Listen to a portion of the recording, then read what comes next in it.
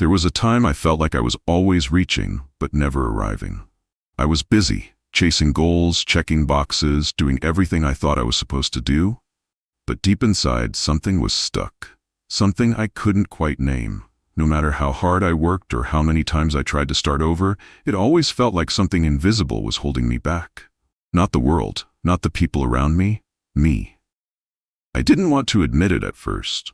I told myself stories, that I needed more time, that I wasn't lucky enough, that maybe some people just aren't meant to win. But the truth, I was carrying things I didn't even realize. Old beliefs, silent fears, moments I thought I had moved on from, but never really healed. Habits I learned in survival mode, still running my life even when I wasn't in danger anymore. And then I had to ask myself the question that changed everything. What am I still holding on to? That's holding me back? That question burned through the noise. It cut through the excuses, and it forced me to turn inward, to look honestly at what was inside me. And what I found wasn't weakness. It wasn't failure. It was a version of me that never learned to let go. That thought struggle was normal. That believed progress had to hurt. That was afraid to step into something better because better felt unfamiliar. So I started small.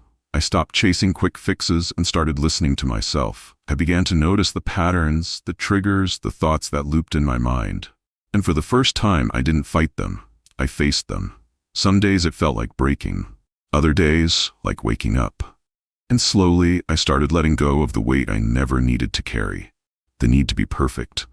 The fear of judgment, the belief that I wasn't enough.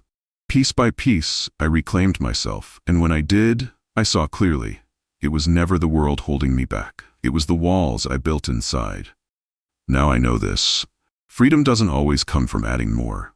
Sometimes it comes from releasing what no longer fits. That's what this journey is about.